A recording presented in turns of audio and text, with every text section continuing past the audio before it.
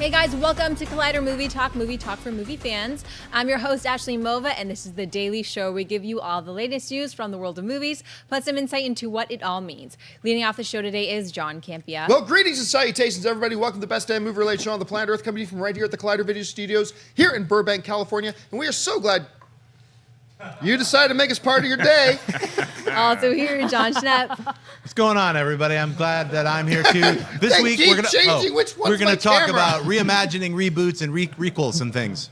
Also here, Jeremy Jahns. Right here, folks. I'm here to bring it back into professionalism. Nightly, I read Alan Moore's Swamp Thing. It's just what I do. Little known fact about me. Woohoo! Also here, Mark Ellis. You know, my team lost last night and they're out of the tournament, but it's good news because it gives me more time to work on my music. Hey, guys, before we get into our beautifully laid out set of topics that you see there at the side, I thought we would be a little bit remiss if we didn't address something that came out in the news yesterday. One of the things that we try to avoid here on Movie Talk is what is kind of known as celebrity gossip. We don't care who's dating who. We don't care, which Mexican nightclub so-and-so scene coming out. We generally kind of try to avoid that stuff. But sometimes stories kind of cross over into the movie world and the movie universe and things that we do talk about. For any of you who were watching the news yesterday or kept your eye on your social media feeds, Ben Affleck released a statement yesterday talking about that he had put himself into rehab for an alcohol problem. It's something he had done before back in the early 2000s. And he did it again, and he has just finished a round of treatment there.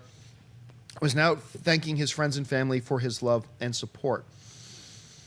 I put out a tweet yesterday that said, all of us face problems, and all of us sometimes do things to damage ourselves.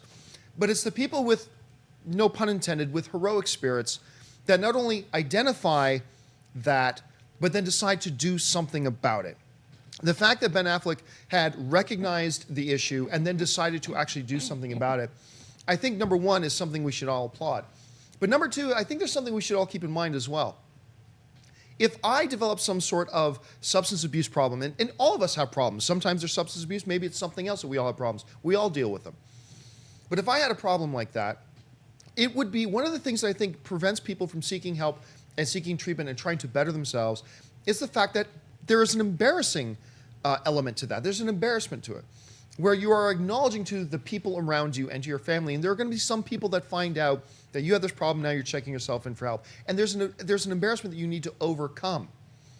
However, if somebody like me was facing a problem like that, nobody would care except those people in my small circles of friends and family. And it would be very difficult for me to admit to all of them that I had that sort of a problem. But as far as on a worldwide level, nobody would care. Nobody would even know. And so my exposure of embarrassment would be limited to those small circles. Ben Affleck, in taking that step to seek help and then come out publicly and acknowledge that he had done that, trying to be an example for his family, his children, not only had to face the potential embarrassment of small circles of friends and family, he had to do it facing this monumental mountain of understanding that the whole world is going to know about it. And yet he did it anyway. And I think if somebody who's in a position like Ben Affleck, where acknowledging and confronting and doing something about your issues becomes a worldwide story and you're going to be quote unquote embarrassed in front of the world, if Ben Affleck can see that mountain in front of him and he can conquer it, then I think that's really inspirational to those of us who face our own issues and our own demons.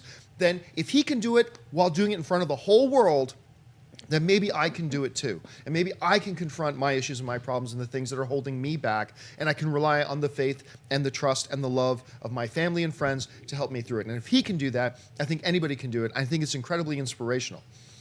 One other thing I want to draw from this, and we were talking about this in our pre-production meeting this morning, is that I am often very critical of our industry here, the movie punditry, movie news industry, about a number of things that we do in our industry. And I often bag on our own industry very much. But I can say this, that having talked to a lot of people in a lot of the other outlets, websites and YouTube channels, stuff like that, the issues that Ben Affleck has been facing is something that most people in our industry have been aware of. up to this point for quite a while. We've been aware of it. We've talked about it around these offices, talked about it with other people who run other sites and other things like that. And I got to say, as much as I bag on our industry for certain things that we do sometimes, I was really happy and impressed with all the people in our industry who could have made a big, juicy headline out of this. Because believe me, a lot of these guys have known about what's been going on. They've been aware of it, at least to some degree or another. And they could have easily made some big, juicy headlines about Ben Affleck this, Ben Affleck that, and about his problems and taking advantage of that. And to the best of my knowledge, nobody in our industry ever once took advantage of that. They kept that quiet and thought, we're not going to talk about it until Ben Affleck talks about it. And then Ben Affleck bravely came up and did that. And I think that was wonderful. And today I'm actually really proud of all those other sites, those websites that have kept this under wraps, even though they could have made juicy stories out of it. So I think that's great as well. Now, how this crossover into the movie universe, I've been getting a lot of people tweeting me and asking me questions in the last 12 hours or so saying, do you think this situation has anything to do with why he stepped down directing Batman? Do you think this situation has anything to do with those reports that I talked about maybe him not wanting to be Batman anymore? All I can say to that stuff is that there's no way to know. I mean, it's certainly fair for you guys to speculate about whether or not this had anything to do with any of those decisions or any of those things. That's totally fair for you guys to speculate. But the reality is we have no idea. Maybe it had everything to do with it. Maybe it had nothing to do with it. And I think we're just on very uneven ground here to even try to speculate about it much. So we won't do that on this particular show. How much, Ben's particular issues right now have played into what's been going on with him personally and the Warner Brothers properties, we simply don't know. But it is fair for you guys to speculate. So feel free to send in questions. We just probably won't answer them until we hear more about it from the parties involved. So with all that out of the way, thank you for indulging this whole thing, and let's get on with the show. Ashley, what is the first topic? According to a report from THR, Warner Brothers is in the early stages of developing a reboot and relaunch of The Matrix, with Zak Penn in talks to write a treatment and Michael B. Jordan eyed to star. The report goes on to mention that at this point, the Wachowski siblings, the original writers and directors, are not involved. The project is still in the very early stages of planning, so a release date is still far from being determined. John, thoughts on a Matrix reboot with Michael B. Jordan potentially starring? What? I mean, I got these reports yesterday. I'm like, seriously? But here's the thing. I'm reading the report, right? And on one hand, saying they're looking at rebooting Matrix. But at the same time, the report out of the Hollywood Reporter is saying that they don't even really know who's going to be involved in it. Maybe the Wachowski sisters will be involved in it at this level. Maybe they won't. That maybe this person will be it. They're getting Zak Penn, who's written a lot of very cool stuff, to write up a treatment. So when they say reboot, I'm wondering, do they mean remake that Matrix movie? Or do they mean get this thing kickstarted again and now pick up 20 years after Neo died? I mean, spoiler alert, I guess. Does this thing pick up like 20 years after Neo died and they're rebooting it as in just getting it going again? I think, look, if they're doing it to just get the story going again, I'd be more into that. The whole idea about remaking the original Matrix, it just feels like, this isn't like The Incredible Hulk, where The Incredible Hulk is a 70-year-old character that you can re-pick up and insert him in different stories. This is The Matrix. This is a standalone story. So how you do that, I'm not really sure. So until I hear whether they're just continuing the story or actually remaking The Matrix, I don't know how to feel about it. Mark, you heard about this. What do you think? I'm taking the red pill on this one, John. Is that that's the one that you take if you want to stay like oblivious to everything? That's the blue pill. Wait, the blue pill? Yeah. I saw The Matrix a couple times and really liked it. I tried to watch Reloaded and my head hurt after 10 minutes and I was like, not for me. Then Revolutions didn't even bother with it. So that was a spoiler for me. But before I knew that, I was like, oh, why don't you just continue that universe with Keanu Reeves coming back? I mean, it's not like Keanu Reeves can't do action anymore. Have you seen John Wick? Have you seen John Wick 2? He's ready to go. So you could bring in Michael B. Jordan as like a mutt, like a Shia LaBeouf to Keanu Reeves' Harrison Ford. But to continue that story, you might have to massage a little bit of what the sequels did. I wasn't a fan of the sequels, obviously, or at least the 10 minutes that I saw. I see a lot of other people have mixed reactions to that. So what it seems to me, gentlemen, is that they want to get The Matrix to be back to a banner franchise for Warner Brothers, but they're not sure exactly how to do it yet. The fact that they want The Matrix back in the public consciousness, more movies in theaters, I think is good news. But rebooting The Matrix, what a landmark movie that was in 1999 when you had a little film called Star Wars The Phantom Menace come out. By the end of the summer, everybody was buzzing about The Matrix. That's an important movie, and I don't think it's so dated or old or needs to be rebooted yet, but I think you could add on to the lore that it built. Schnepp, what do you think about all this? Well, I think The Matrix is one of the greatest science fiction films ever made. It's incredible. It blew me away. I got tickets to see it back to back without knowing anything about it, just because it was a brand new science fiction film. And I was so happy that I could get back in line with a whole bunch of other sweaties. I was like, I've already seen it and it's amazing. So believe me, when I was so excited to see the sequels and they sucked, I was so bummed out. Like the Animatrix was great. It was like a cool look at different worlds inside the Matrix. But those two sequels just didn't do it for me. It had this really bad kind of television vibe to it. They were introducing thousands of different characters where really all I cared about was that Trinity, those main three characters, Morpheus, Neo, and Trinity. I mean, Right. They were the main characters. They introduced some guy with screaming at gun, I'm going to kill the insects. I don't know. It's just, if you haven't seen, what was it, Revolutions? Revolutions and was the last one in Reloaded. Anyway. I was physically ill watching it, and so I decided to take care of myself and turn the movie off and take some Good Anacin. job. Never see it. That's all. So I had sold all of my Matrix stuff after those movies came out, and then recently, 2 years ago, rebought the original Matrix because I was like, that movie is the shit. So I'm with John as far as don't do a reboot.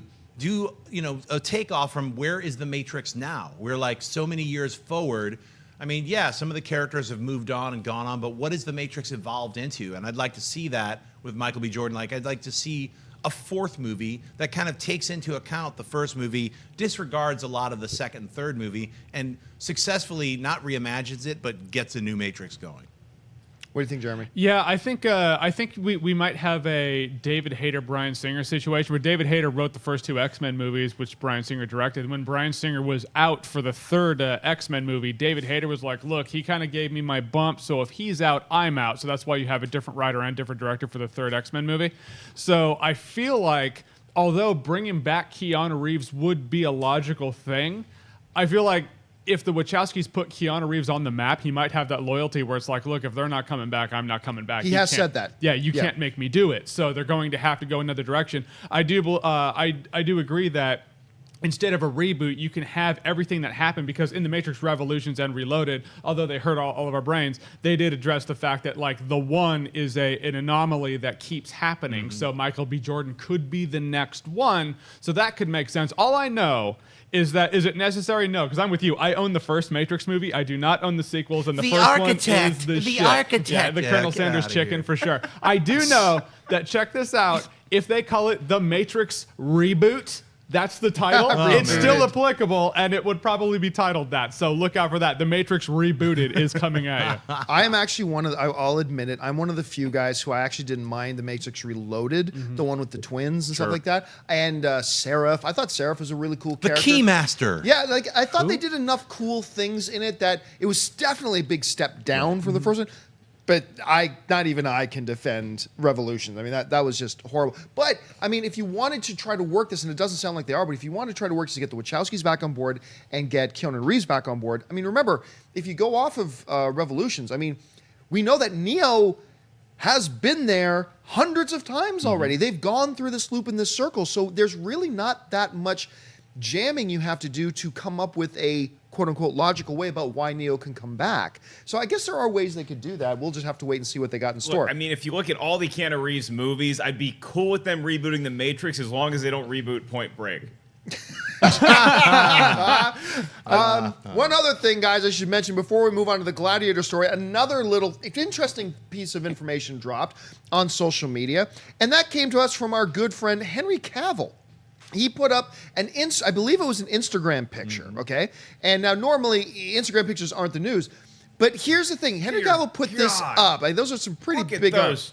Are those traps? What are those? You can't even tell that that's actually me. That's What are crazy. Those are like muscles on muscles. Here's what he wrote. He wrote, "Since I came off the knee injury, I've been steadily increasing my training workload. I know it's irritating when people say this, but it genuinely does feel so good to get back into it.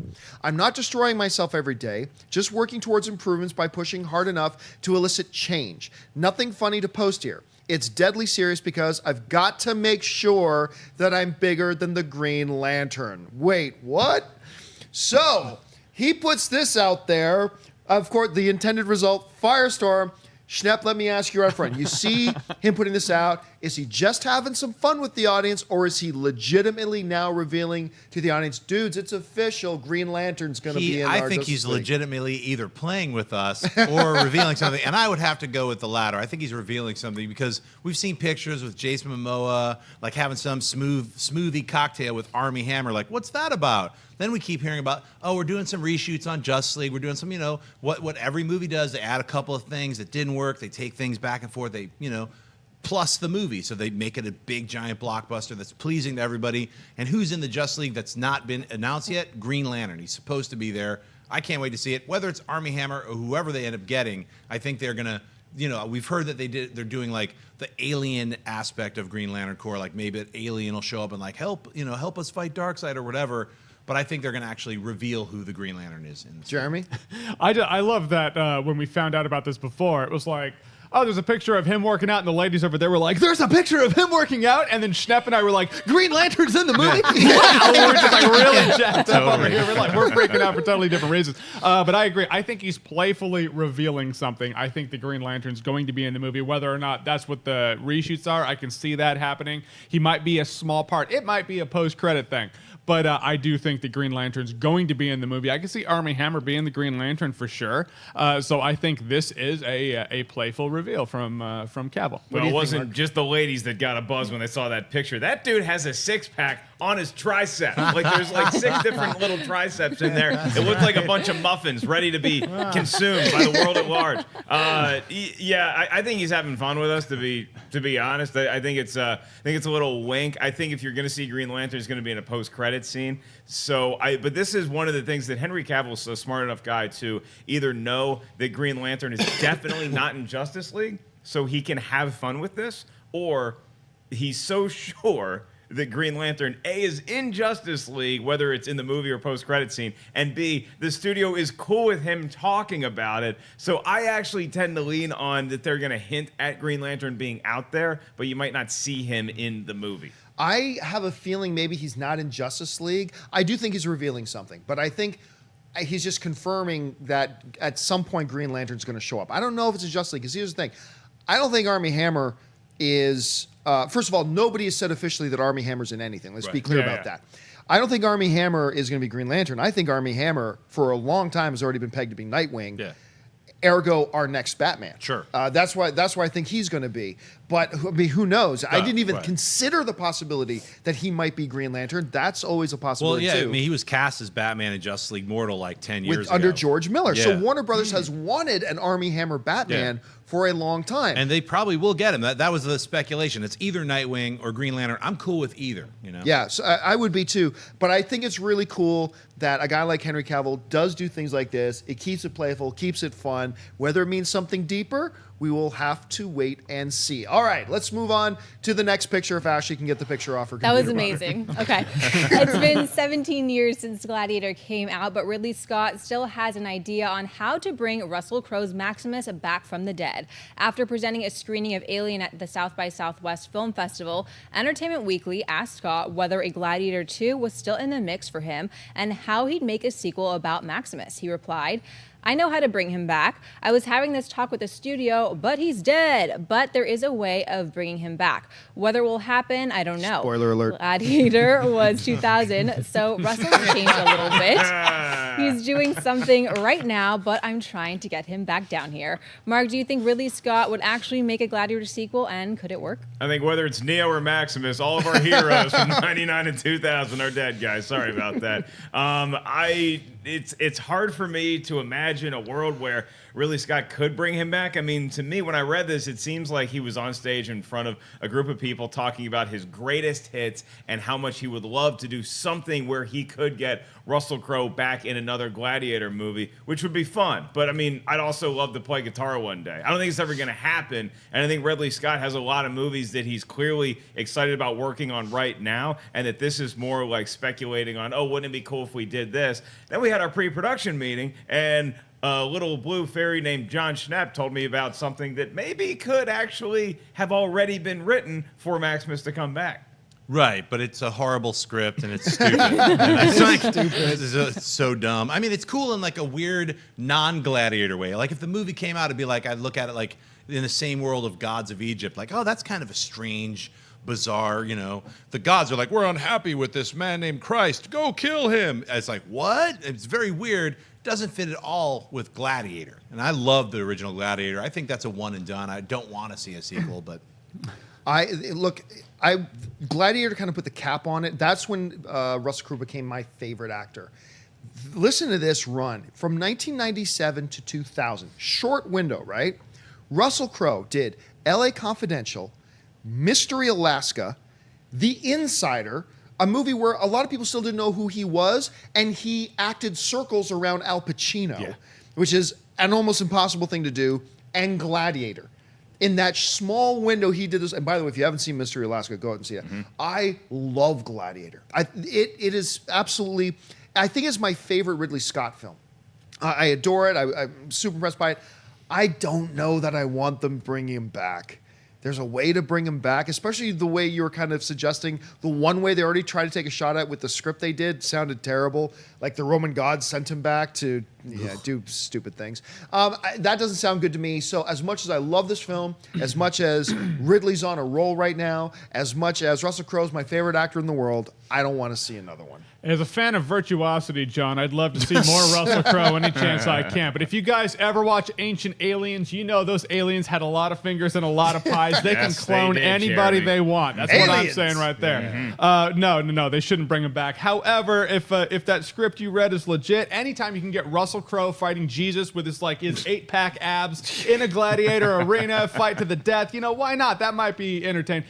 Absolutely not. Never bring him back. Gladiator's a fantastic film. It's a one and done. It's its own package with a bow at the end. It's not a neat bow because it's a tragedy. And you have that on your Blu-ray shelf. Actually, I love the director's cut because it shows. It's one of those director's cuts where a lot of times you're like, oh, I can see why they cut that out for time. But the director's cut, I thought, elaborated on a lot of the conflict going on. So I'm like, why wasn't that theatrically released? Time, I suppose. But no, never bring Russell Crowe back in Gladiator, nor should you ever remake Gladiator like they'll probably remake The Matrix. And one of the shames about how good Russell Crowe is, because I believe he won Best Actor that year, is how good Joaquin Phoenix is in that movie. Oh, yeah. As Commodus. It is one of his finest performances. I absolutely love him, though. All right, guys, we reached that part of the show for buy or sell. Here's how this works. In front of her, Ashley's got a few other items in the world of movie news. She's going to run them down. Then those of us at the table are simply going to say whether we buy it or sell it. So, Ashley, what do we got? Deadline is reporting that J.D. Dillard, whose directorial feature slate impressed critics at Sundance last year, is in negotiations to direct and co-write a remake of The Fly for 20th Century Fox. David Cronenberg's 1986 horror classic, which starred Jeff Goldblum and Gina Davis, was itself a remake of the 1958 version. Sources for Deadline are saying that Fox is looking at this new remake as a franchise starter. No word yet on a release date. Schnepp, buy or sell a remake of The Fly? First of all, let me wish David Cronenberg a very happy 74th birthday. Is it his birthday? Yeah. Happy birthday, man. That's Here's right. your news for today. Why did Long Jeremy get a live the fist new bump for flesh. somebody else's birthday? Because he knew what I was talking about. It was his I'm birthday. like, He was David Cronenberg, The Fly. Yeah, but to be honest, his 74th birthday, I heard, is just a reboot of his 73rd. Well, this very all-special, all-reboot version of Movie Talk, which we're doing today, I'm going to buy this reboot. Why? Because, look, The Fly came out, I think it was 1980, what did they say the year was for the Cronenberg? 86. Yeah, and that was based on a remake from the 50s. Now, they had done the same exact thing with The Thing, the original film, which was based off a short Yeah, story. a lot of people don't realize that The Carpenter's Yeah, The it's a Thing remake. is not the original. Yeah. That itself is a remake. Yeah, and so then they did a kind of a redux of that, not even a remake, but do the Thing that came out in 2011 was supposed to be a prequel. whatever. I mean, I'm just saying, mostly it works when it's about 25 to 30 years old. I think it's time to do a remake or a reboot. With The Matrix, the very last Matrix, I think, came out in 2004, so it still feels too fresh to do a remake. That's why I like incorporating it, making a further sequel. I think it could work with the Matrix if they do it right. With The Fly, it's about time, and look at what they could do with The Fly. All the different the things that we've already gone through with technology. That's what The Fly is always about. It's like transformation, and so there's like a brand new story that can be told about somebody getting turned into a fly. I don't know what they're gonna do, but it sounds horrible. I buy this. Yeah. Why not take a shot at it? You know, The Fly is one of the great examples of the arguments I always make with people when people say you should never do remakes. The Fly, The Thing, Yep. Scarface. Oh yeah. All remakes. The ones that you think are the classic should never be. Those themselves are remakes. Why not take? One of the kind of rules I have for whether or not something should be done as a remake is, can it benefit? Can that particular story benefit from modern technology? The Fly? Absolutely you can. Are you going to get Jeff Goldblum again? You probably won't get somebody to give that kind of amazing performance that Goldblum did. But hey, make him pop up in the movie. That would be great too. So for me, I buy it. Yeah, I mean, this is like an endurance test talking about reboots that we're not sure if we want, and then you get something like The Fly, then I'm going to buy it too. I mean, I love this story. I caught the 58 version recently. I think it's on Netflix, and it's such a fascinating premise. And I love that Twilight Zone-y feel of the first one, and where they took the second one with all the cool practical effects that Cronenberg was able to employ. I'd love to see this story told again. I think both the 86 and the 58 version are classics in very different ways. I'd love to see them incorporate elements of both into this new one, as well as put an original spin on it. This guy who wants to do a reboot seems like he's a hot property in Hollywood right now, so I'm all 2 thumbs up. Jeremy, I have a sense that you're going to be disappointed by everybody so far. Yeah, no, I'm not disappointing anyone. Everyone has their reasons, and hey, the cheese will stand alone in the fact that I'm going to sell this just because I think The Fly is one of the great horror films. It's really a character study. It really is, yeah. Because, I mean, the villain is the hero, and what you thought was the hero is the villain, and vice versa. I think it's just a really fascinating movie. I do agree that they can show some really cool stuff with technology, with the transformation of him turning into a fly. In that's the one reason I would want to see this. But I feel like the performance. Spoiler alert, by the way. Oh yeah. Spoiler alert: he turns into a fly. But, 30 years ago, kids. Yeah, I actually put on the spoiler alert, right? But I just think Goldblum as Seth Brundle brought to, although it is a reboot, I felt like what he did with The Fly is took something that shouldn't have been great and turned it into a great performance. I don't think we're going to get that kind of cap. We'll get a technology bump, but we're not going to get a premise or acting bump. I don't think. Call me the pessimist. Usually I'm the optimist who's like, well, until they prove me wrong, I'm going to buy it. But in this one, I'm going to sell it because I don't think they can make a remake of The Fly that's better than The Fly we have. Can I give you Nicolas Cage as Seth Brundle and you buy it? No. I would buy that. I would buy it. I would actually buy that. Nick Cage in '97, I would have. All right, what's next? Marvel has released a new Guardians of the Galaxy Volume 2 TV spot. In the upcoming sequel, the Guardians will expand their ranks as they encounter new enemies, as well as discovering the true identity of Peter Quill's father. The film stars Chris Pratt, Zoe Saldana, Dave Bautista, Karen Gillan, Michael Rooker, Bradley Cooper, Vin Diesel, and Kurt Russell. It opens in theaters on May 5th. Jeremy, buy or sell the new TV spot for Guardians of the Galaxy Volume 2? I mean, I buy it on the premise that I buy the movie as a whole. It doesn't show anything new that I haven't really already seen. I mean, a couple of new shots, but it's not like that, oh my gosh, this is a spot you need to see. So, I mean, I buy it because I'm excited for the movie and it didn't have poo jokes. Yeah, it's a buy for me as well, simply because like I love when they're able to put all the coolness that we've seen already into a nice, tight 30-second TV spot, because a lot of people seeing this spot have not seen any of the online trailers yet. This is the announcement for a whole group of people that there's a new Guardians movie coming. It did a perfect job of showing us that we have our team back. I buy it. It's another fun, light, but entertaining thing without giving too much of the story away. I really enjoy it, but one of the other things I really buy about it, in a 6-month window, a small 6-month window, we are getting 3 comic book movies. We're getting Guardians of the Galaxy on May 5th,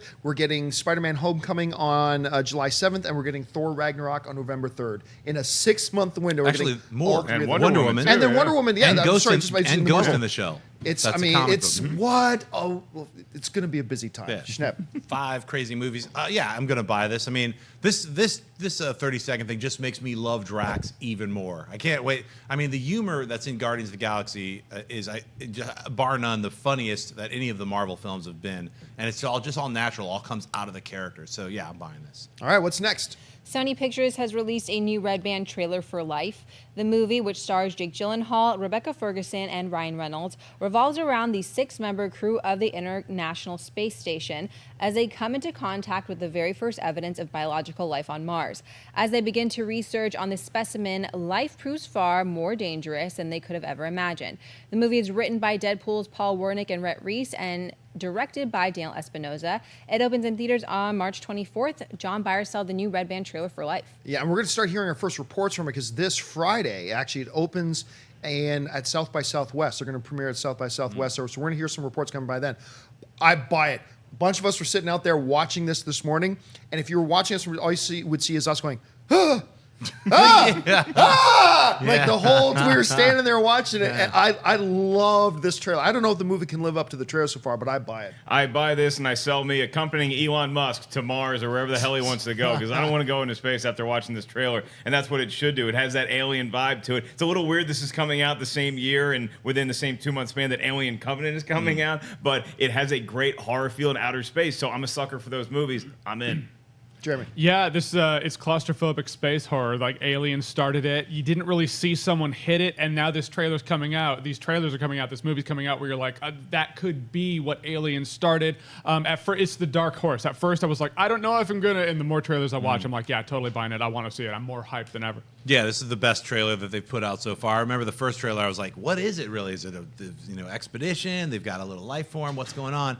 Now you know it's true horror and it's freaky and frightening. So I was like, yeah, I was with John, freaking out watching the trailer. So I can't wait to see it. Is there any doubt that alien lands on Earth? I mean, is there any doubt that alien's going to find a way to get on Earth and kill all of us? Post-credit scene. But I will say this: I remember the first trailer came out, and I thought this is going to be a movie about this international group, this international team, find some microbes that are alive, and the movie's going to be about now the backstabbing thing going on as each member of the team represents their own nation's interests, and like each nation tells them, you have to get that thing back. And I thought it was going to be about that. Ooh. It's turned into something completely different now, and I'm super excited about it. All right, what's next? Following rumors of his involvement, Edward James has finally confirmed that he will indeed return to the role of veteran Blade Runner Gaff for the upcoming sequel entitled Blade Runner 2049.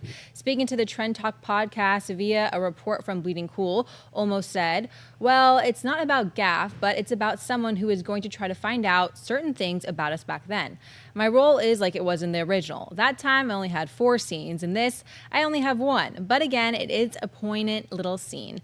Schnepp, buy or sell Edward James Olmos reprising his role of Gaff in Blade Runner 2049. I buy it so hard that I can't buy it enough. I love his portrayal of Gaff. He came up with his own language for the film. Edward James Olmos is an incredible actor. So anything he's in, he always adds to it. So that he's in one scene is a bummer, but I'm sure that scene's going to be special. So I buy it. Even though I'm not really looking forward to the movie that much, I buy it. When you're if you're going to try to do the type of movie that they're doing, bringing more of the original cast into it is always a smart idea. Bringing a guy who's an acting treasure like Edward James Olmos into it is a very good idea. And I know to a lot of people, he'll always be the captain from Miami Vice. To me, he'll always be Admiral Adama. That's who he is to me. I don't know, Mark, what about you? I'll buy it. It is a bit of a bummer that it's only in one scene, but I bet that scene might be one of the best in the movie, and I still need to see the original Blade Runner.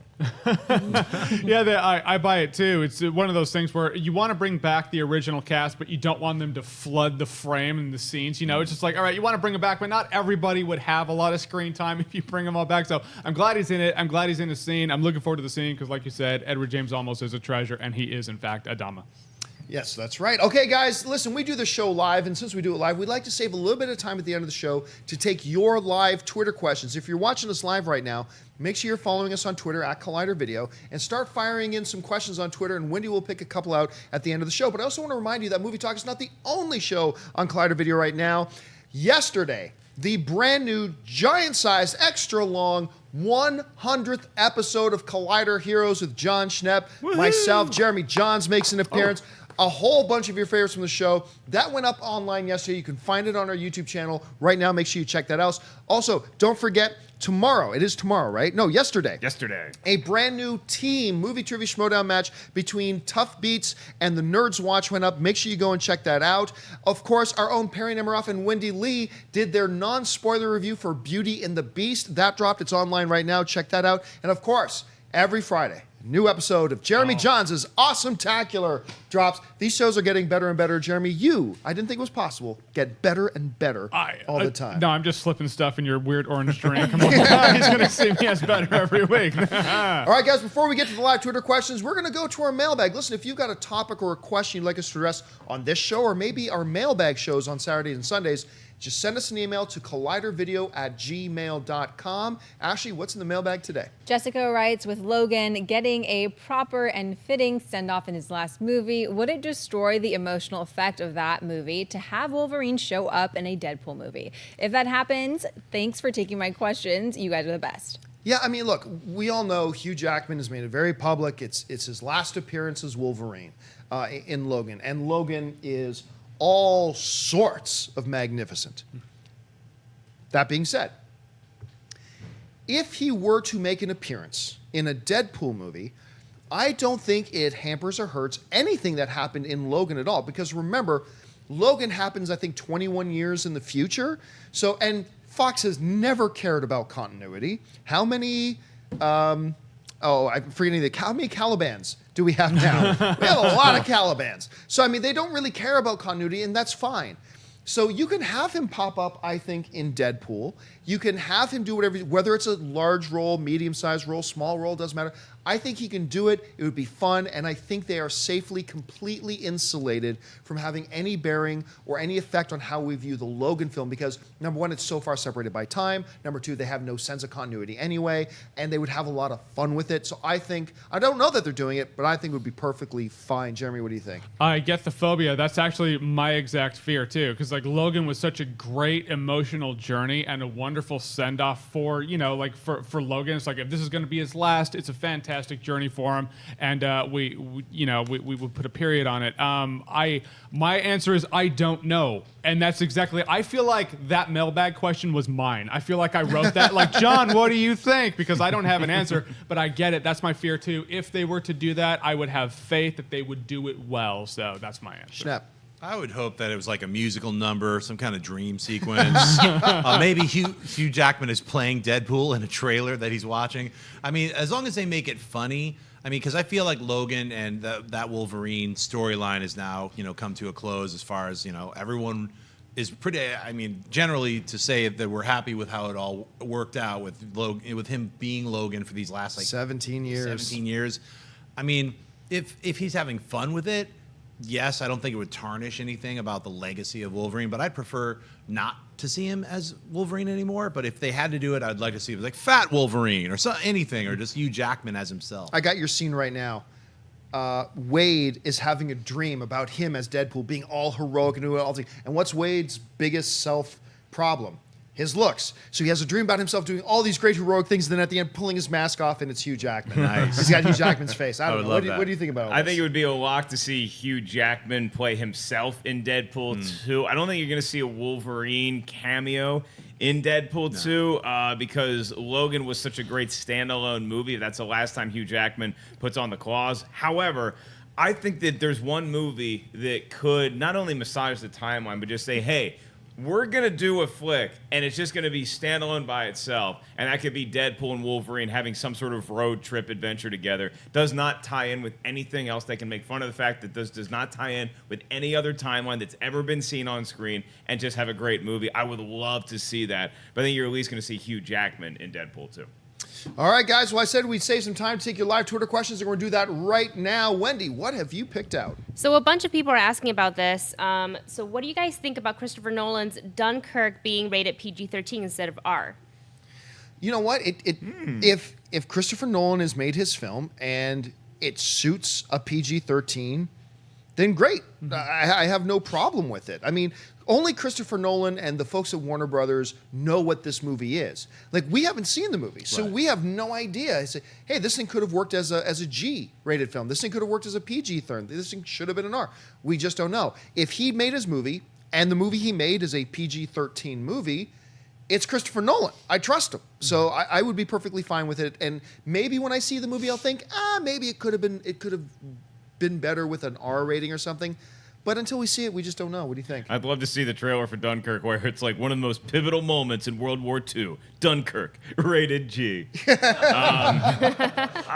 It does give me a little bit of, not apprehension, but there's a question mark there. I mean, I think that the trailers have sold this to us as a very intense, realistic feeling war movie where there's going to be a huge death toll. That's going to be PG-13? I got some questions. What do you think, Schnepp? Saving Private Ryan, what was that rating? R or PG-13? That was pretty hard R. Pretty hard. Was it hard R? Yeah. You guys sure it wasn't PG-13? Pretty sure. I am 99,000% sure. It might have been X. I just remember a lot of body explosions, a lot of blood. So I was like, but it's Spielberg, and it's depicting the acts of war, which are I don't think that should be like rated when you're doing a war movie that's somewhat based on reality. So. That is PG-13. I'm sure it's going to be as violent as anybody who's like a gore hound or like, I want to see body parts or whatever. But I think it's probably going to be done tastefully and not excessively, and that's why it's PG-13. What do you think? Yeah, it's. I agree. There's context to the movie. I'm sure if Nolan wanted to make a PG-13, he can write around the fact and film around the fact that it's PG-13. You can have some implication to what would need to be the necessary violence of war. He doesn't strike me as a director that takes a lot of shit from the studio. Like, hey, you need to make a PG-13. He'll be like, I need to make my film. But then again, his movies thus far have been PG-13, so possibly that argument played into it. I hope whatever he makes is the vision he wanted, and that's what we get. But remember, too, like Warner Brothers in recent dealings have made moves to ensure that they get to keep working with Christopher Nolan. I think Christopher Nolan is one of the very few directors that has the clout to say, I'm going to make my movie. Right. Remember, the studios have let him make R-rated movies before. Insomnia, Memento. I mean, he's done R-rated films before. And remember, we're making an assumption about Dunkirk here, that Dunkirk is going to be all about the battles and the battlefield and people dying on the beach. What if it's more about the political stuff? What if it's about all the stuff that goes on behind the scenes, being told from the point of view of the soldiers on the ground? I mean, we just don't know if an R is even needed. And remember, you can do an awful lot. I think, Schnepp, you were alluding to this. You can do an awful lot of violence in movies today if you just don't show blood. Like X-Men Days of Future Past. Wolverine does some brutal things to some dudes in X-Men Days of Future Past, but you don't see blood.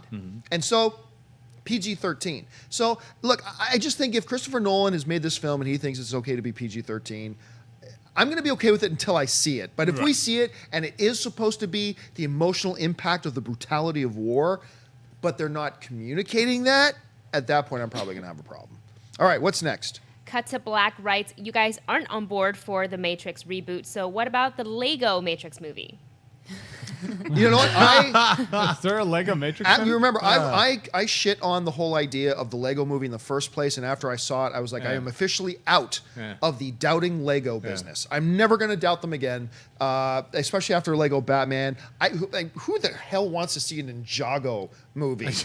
I do now because it's being done by the guys at Lego, so I'd be totally fine for it. What do you guys think? As a fan of Conker's Bad Fur Day, I love me a good Matrix spoof. So hey, if Lego can do it well, then why not do it well? Sure, I'd be down with the Lego. I want to see what a Lego spoon looks like when it's like there is no spoon. It's just like a weird block. I would totally see a Lego. Yeah, that's right. I would totally see a Lego Matrix movie. I'd love to see that. I'd like to see a Lego Matrix like a bit in a larger Lego movie. I don't know that I want to see a whole standalone Lego Matrix movie. The next Lego movie I'd love to see is Lego Indiana Jones. It's a fun game to play. It's a great. Well, you're gonna have a lot of fun with an Indiana Jones Lego flick. All right, what's next? Adam Nowakowski writes, I love Mark Hamill, but aren't you a bit concerned about his acting in The Last Jedi? He's mostly been doing voice acting.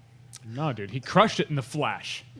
Oh, that's the trickster. Right. It was great. Hello, Flash. Yeah, he was so great at that. No, I'm not worried about it at all because I haven't seen anything to give me worry. Like I haven't seen him perform Shakespeare either to give me a lot of excitement about it. But I haven't seen him do anything that makes me think, oh my gosh, I'm concerned about how he does this. I would check out Sushi Girl if you haven't seen that yet, and check out Mark Hamill's performance in that. It's quite the opposite of anything he's played before in the past. I mean, it's in the world of the Joker, but way darker, way creepier. I think he's a great actor. He's been undersold because he's mainly been doing voiceovers. I've gotten the chance to work with him for years doing voiceover on Metalocalypse. The guy is fantastic. He's an incredible actor. Do not doubt Mark Hamill.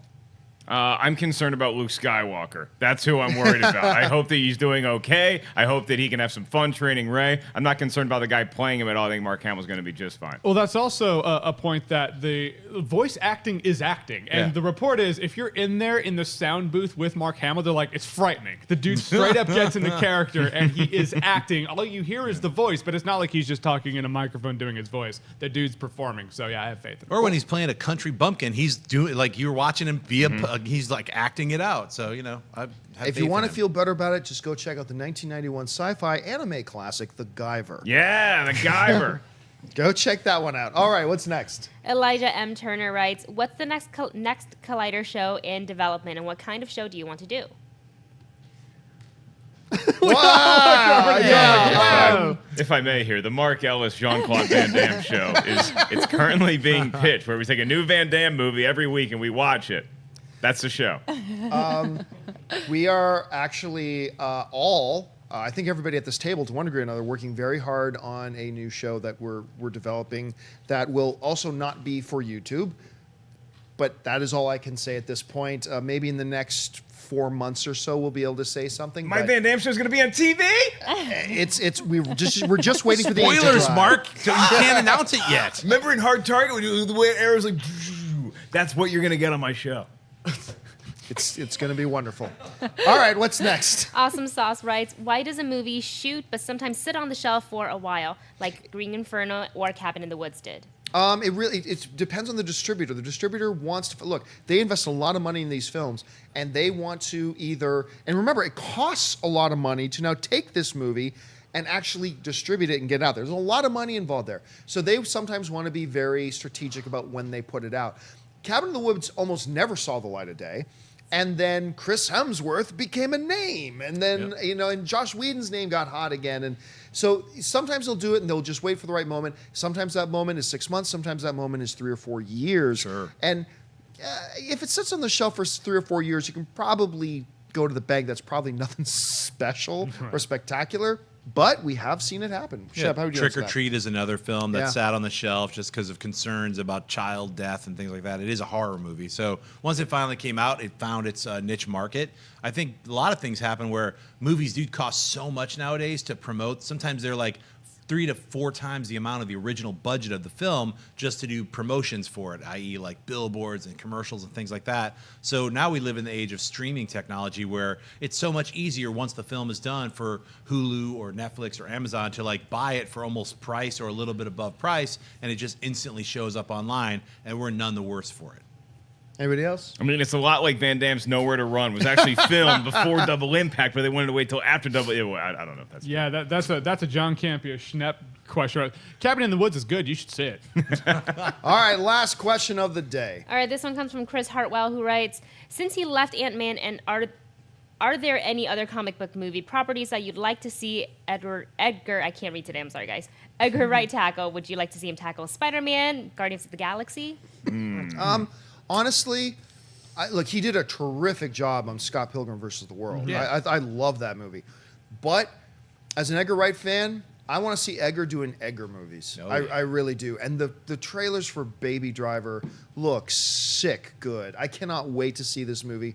And at some point, I want to see him and Simon and Nick Frost. I want to see them start doing some more. yeah. Simon and Nick just announced that they're working on another film Yeah. together. At some point, we'll see Edgar back in there. I really do want to see Edgar just doing Edgar movies and movies that he develops and he puts together. Those are the ones I'm excited about. What do you think, Schnepp? I'm 100% into the Edgar Wright camp of him making his own films. There's enough superhero movies for other people to direct. He was working on one, things didn't work out. He's got a ton of other movies. I want to see him do a science fiction film, more comedy, a mystery. I mean, Baby Driver looks fantastic. All of these genres need the Edgar Wright flavor put to them. So I don't really care about him directing a superhero film. Jeremy? I think Ellis's Van Damme crossover is exactly perfect for Edgar Wright.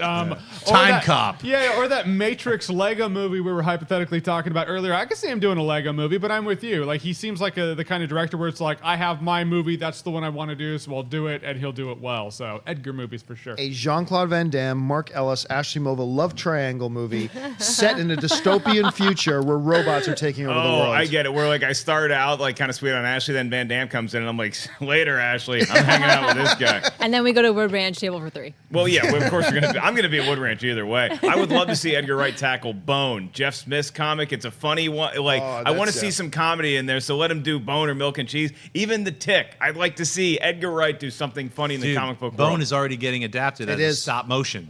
Yeah, It's going to be awesome. I would love to see a milk and cheese movie. That would be Somebody do fun. some kind of Lego milk and cheese movie. There we go. All right, guys, that'll do it for this installment of the Movie Talk. Thanks so much for joining us. I want to thank the guys sitting at the table with me. First of all, again, celebrating the 100th episode of Collider Heroes, Mr. Jon Schnepp. Schnepp, where can people find you online? You guys can find me and Aunt May hanging out with Mark Ellis and Claude Van Damme at Twitter and Instagram. Whatever his name is. JCVD. He's doing his own films now. He's got his own. What's his series on Amazon called, Mark? the Jean-Claude Van Damme show. That's right. Can't wait to watch more of that. Twitter, Instagram at Jon Schnepp. Bye. Jeremy Jahns. You can find me at Jeremy Jahns on YouTube, Twitter, the rest of the internet. You can find my show Awesome-tacular on the Verizon Go 90 network, where I have a lot more to say about the Matrix reboot this week. Check it out on Friday. Mr. Mark Ellis. Check out my Van Damme show, Mark Target, coming soon to Collider. You guys can catch me live on the Schmoes Know live show. Tonight we have Walking Dead's Josh McDermott talking Beauty and the Beast, and I'm going to do something good for charity. Over there with Henry Cavill's picture, we have Ashley Mova. Amazing. You guys can find me on Twitter, Instagram, Snapchat, Ashley Mova. Happy Wednesday, guys. And of course, Wendy Lee. You can find me on YouTube at the Movie Couple channel and on Instagram, Snapchat, and Twitter at Wendy Lee Zaney. And you guys can simply follow me on Facebook and on Twitter, just at John Campea. That'll do it for us, guys. Thanks so much for joining us. Until next time, bye-bye. Hey guys, if you like this video, click the thumbs up button. Also, make sure you subscribe to our YouTube channel. It'll help you stay up to date with everything we've got going on here at Collider.